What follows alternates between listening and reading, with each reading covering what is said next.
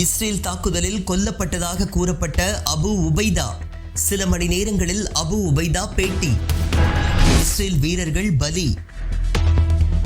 பழிவாங்கும் நரகவாயில் நடவடிக்கை. ஈரானை பயமுறுத்த முடியாது, ட்ரம்பை எச்சரித்த ஈரான் அதிபர். ஹமாஸின் அல் கசாம் படைப்பிரிவுகளின் ராணுவ செய்தி தொடர்பாளர் அபு உபைதா கான் யூனிஸின் காசா ஐரோப்பிய மருத்துவமனையில் இஸ்ரேல் நடத்திய குண்டுவெடிப்பில் கொல்லப்பட்டதாக செய்திகள் வெளியாகின. இதனிடையே தான் கொல்லப்பட்டதாக கூறப்படுவது வதந்தி என்று அபு உபைதா சமூக ஊடகங்களில் பதிவிட்டுள்ளார். தொடர்ச்சியான தீவிர வான்வழி தாக்குதல்களுடன் இஸ்ரேலிய ஆக்கிரமிப்பு ராணுவம் ஐரோப்பிய மருத்துவமனை மற்றும் அதன் சுற்றுப்புறங்களை தாக்கியது. இதனால் மருத்துவமனையின் கட்டமைப்பு உருக்குலைந்தது. இதன் விளைவாக பல உயிரிழப்புகள் மற்றும் காயங்கள் ஏற்பட்டன. இந்த மிருகத்தனமான தாக்குதலின் விளைவாக குறைந்தது 28 பேர் கொல்லப்பட்டனர், மேலும் 70 பேர் காயமடைந்தனர். அபு உபைதா இந்த தாக்குதலில் கொல்லப்பட்டதாக கூறி சில இஸ்ரேலிய ஊடகங்கள் செய்திகளை வெளியிட்டன. ஆனால் மேற்கு கரையின் ப்ரூச் குடியேற்றத்திற்கு அருகே நடந்த துப்பாக்கிச்சூடு சம்பவம் குறித்து செய்தி தொடர்பாளர் அபு உபைதா சமூக வலைதளங்களில் பதிவிட்டிருந்தார். அந்த பதிவில் மேற்கு கரையில் நடந்த ஆக்கிரமிப்பிற்கு பதிலளிக்கும் விதமாகவும் காசா மக்களுடன் ஒற்றுமையுடன் நிற்குமாறும் கேட்டுக்கொண்டார். மேலும் அல்-அக்ஸா மசூதியை பாதுகாப்பதற்காக ஆக்கிரமிப்பிற்கு எதிராக ஒன்று திரளுமாறு பாலஸ்தீன மக்களுக்கு தனது பதிவில் அபு உபைதா அழைப்பு விடுத்தார். இதனிடையே தான் கொல்லப்பட்டதாக பரப்பப்படும் செய்தி வதந்தி என்றும் அந்த பதிவில் தெளிவுபடுத்தினார். மேற்கு கரையில் நடந்த துப்பாக்கிச் சூட்டில் ஒரு இஸ்ரேலிய ஆக்கிரமிப்பாளர் கொல்லப்பட்டதாகவும் 2 பேர் கடுமையாக காயமடைந்ததாகவும் செய்திகள் வெளியாகியுள்ளன.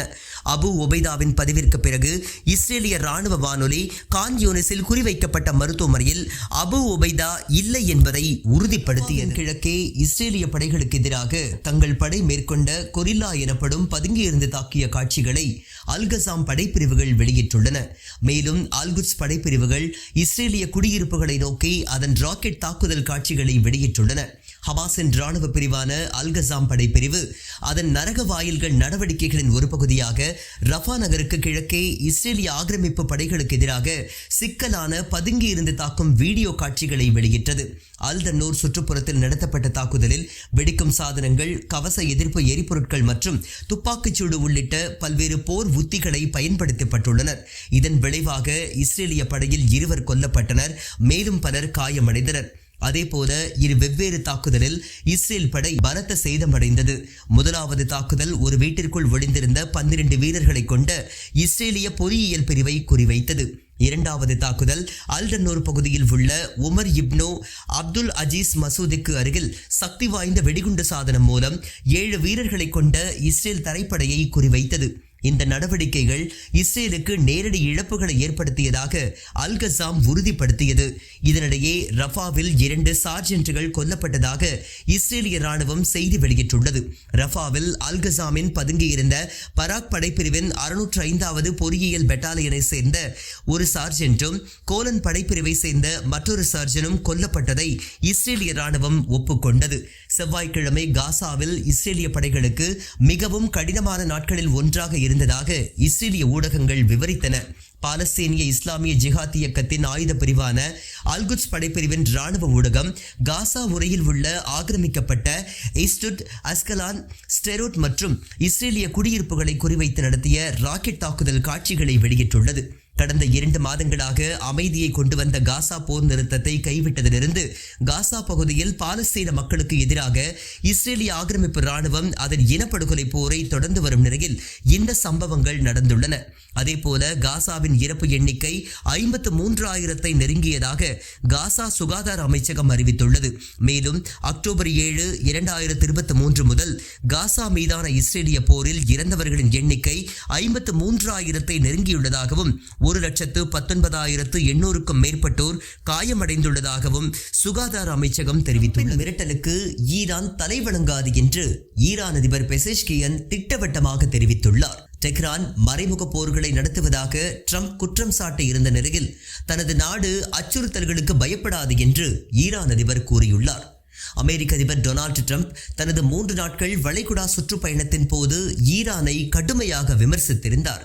அதற்கு பதிலளிக்கும் விதமாக ஈரான் அதிபர் மசூத் பெசெஷ்கியன் தனது நாடு எந்த மறைமுக போருக்கும் அடிபணியாது என்று தெளிவுபடுத்தியுள்ளார்.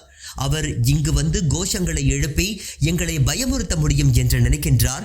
எங்களுக்கு படுக்கையில் இறப்பதை விட தியாகத்தால் இறப்பது மிகவும் இனிமையானது. நீங்கள் எங்களை பயமுறுத்த வந்தீர்களா? எந்த மறைமுக போருக்கும் நாங்கள் தலை வணங்க மாட்டோம் என அரசு தொலைக்காட்சிக்கு அளித்த பேட்டியில் அவர் கூறியுள்ளார். முன்னதாக ரியாத்தில் நடந்த ஜிசிசி உச்சி மாநாட்டின் போது ஈரானுடன் ஒப்பந்தம் செய்ய விரும்பினால் அந்த நாடு பயங்கரவாதத்தை ஆதரிப்பதை நிறுத்த வேண்டும், அதன் மறைமுக போர்களை நிறுத்த வேண்டும், மேலும் அணு ஆயுதங்களை தேடுவதை நிரந்தரமாக நிறுத்த வேண்டும் என்று ட்ரம்ப் கூறியிருந்தார். புதன்கிழமை கத்தார் தலைநகர் தோஹாவில் ஒரு அரசு விருந்தில் கலந்து கொண்ட ட்ரம்ப் ஈரானின் அணுசக்தி திட்டத்திற்கு அமைதியான தீர்வு காண வேண்டும் என்ற தனது விருப்பத்தை பகிரங்கமாக அறிவித்தார். மேலும் முடிவு தெஹ்ரானிடம் உள்ளது என்றும் கூறியிருந்தார். ஈரானுடன் ஒரு ஒப்பந்தம் செய்ய விரும்புவதாக கூறிய ட்ரம்ப், ஈரானின் தலைமை எங்கள் ஆசையை நிராகரித்தால் எங்களுக்கு மிகப்பெரிய அழுத்தத்தை ஏற்படுத்துவதை தவிர வேறு வழியில்லை என்று கூறி ஈரானை எச்சரித்தார். பராக் ஒபாமா நிர்வாகத்தின் போது உலக சக்திகளின் தொடர்ச்சியான முயற்சி கூட்டு விரிவான செயல் திட்டம் என்று கூறப்படும் 2015 ஒப்பந்தத்தில் பல நாடுகளை ஒருங்கிணைத்தது. ஆனால் ட்ரம்ப் அமெரிக்க அதிபராக ஒபாமாவிற்கு பிறகு வந்தபோது அவர் 2018 அணுசக்தி ஒப்பந்தத்தில் இருந்து அமெரிக்காவை ஒருதலை பட்சமாக விலக்கிக் கொண்டார். இதனால் ஒப்பந்தம் முறிந்தது. இதேபோல டெஹ்ரானின் பாலிஸ்டிக் ஏவுகணை திட்டத்திற்கு தேவையான முக்கியமான பொருட்கள் ஏற்றுமதி செய்யும் நாடுகளுக்கும் கடுமையான கட்டுப்பாட்டை அமெரிக்கா விதித்துள்ளது குறிப்பிடத்தக்கது.